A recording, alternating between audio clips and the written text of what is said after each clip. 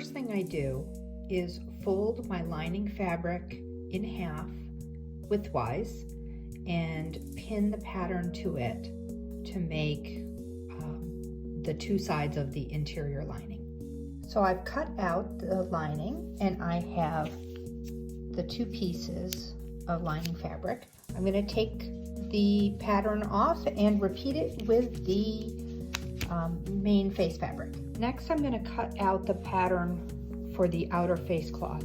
Make sure if it's something that has directional print that you're going to line up your pattern so that what you see on the mask is what you want. So I'm going to start folding this lengthwise so that the mermaids are facing up and down. So I've pinned the pattern to the outer face cloth, and I've been as efficient as possible to use as much of the fabric as possible with very little waste around the edges. So I'm making 3 masks today. So I've taken the 3 lining pieces right side together and pinned them along the curved edge. And I've taken the 3 pair of decorative fabric for the outside. Make sure that the right sides are together, the good side is facing in, and then I've pinned along the outer side. And now we're going to get ready to sew. The first thing I do is pick a thread color that complements the color of the outer face mask. I'm going to use this for both the lining and the outside. The pattern I'm working with has a 3/8 inch seam allowance, so that's how I've lined up my needle and my fabric. Now I'm going to stitch along the curved edge of the fabric.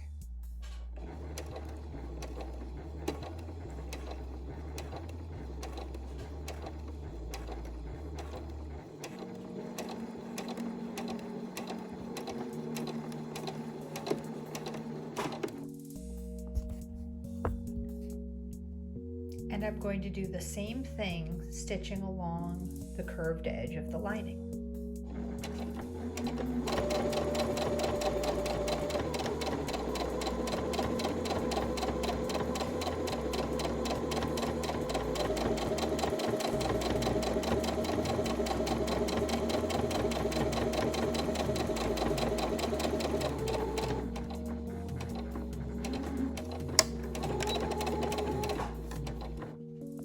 Now, after sewing the long ends or the round edges together, we need to make little slits in the fabric along this edge so that it will fold over nicely into the finished product. I'm going to make those cuts and show you. So I've taken my little scissors and I've made cuts along the outside of the fabric, and you can see they're about 1/4 inch apart, and this will help the round edge be smooth on the front of the face. Now we're going to top stitch each of these items, and I'll show you how that works. So I've opened up the fabric, and now it's right side out, and I've smoothed the seam where those stitches are. And what we're going to do is make sure that the seam is all pressed to one side, and we're going to stitch it down with a gentle stitch just to hold that in place along the seam.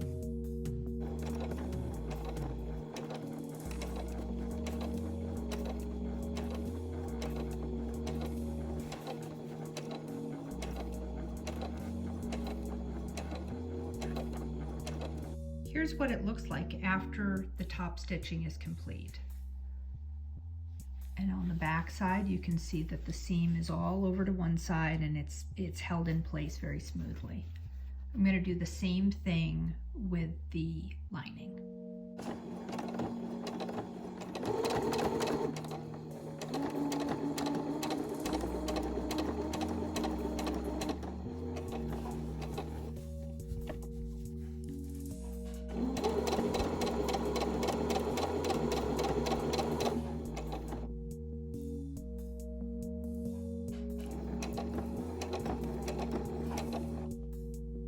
The lining is top stitched, holding it nice and flat and open with all the seam on one side. Next, I'm going to pin the lining to the main fabric. So I've got the lining piece we just have, and I have the outer fabric, and I want to make sure that the pattern is facing upright, and I'm going to start aligning the seams, making sure that I pin it with the center seams even on both top and bottom. Now the mask and the lining are pinned together, right sides together, across the top and the bottom.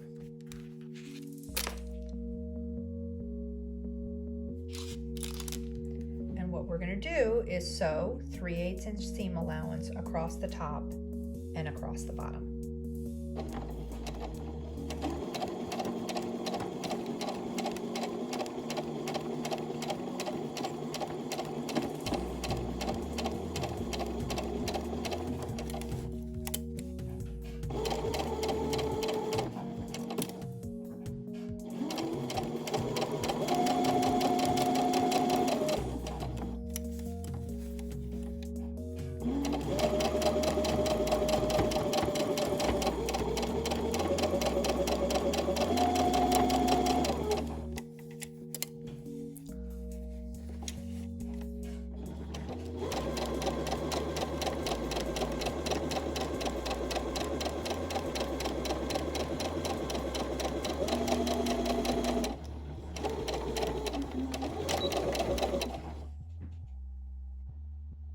The tops and bottoms are now sewn together. I'm going to remove the pins.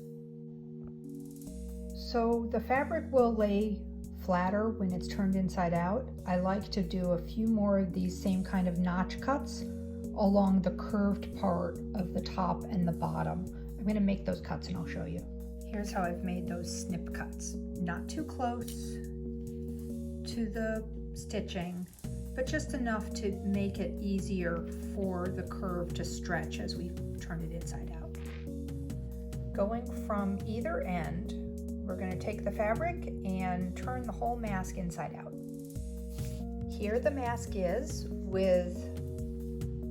turned it the correct side out from both edges, and we're going to smooth these seams as tight as possible and then top stitch all the way around the top and the bottom of the mask so that it will lay smooth. If you need to iron it to do that or pin it in order to make sure that you get it nice and tight, because you want to have this mask stretched out as much as possible to the edge of the seam.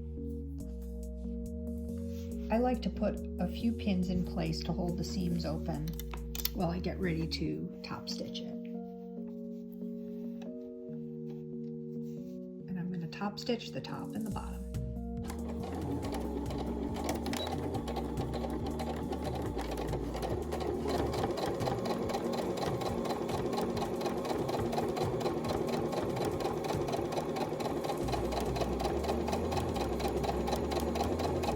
After top stitching, to keep the seams at the top and the bottom in place, it's just time to finish the edges.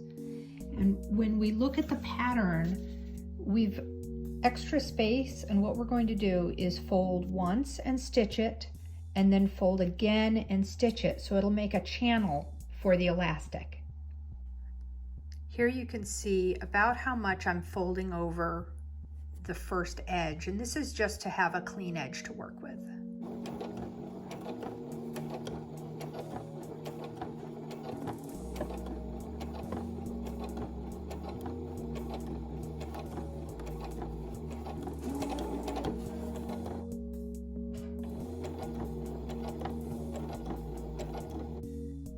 With the first fold made on each end, now we're going to fold it one more time and stitch it, and what it's going to leave is a little hole that we can thread the elastic or string through. With stitching these down, now the main part of the mask is complete.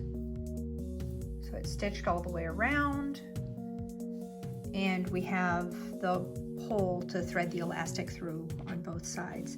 This measurement is about 3/4 of an inch. It just has to be wide enough so that you can get your elastic through. 2 pieces of elastic.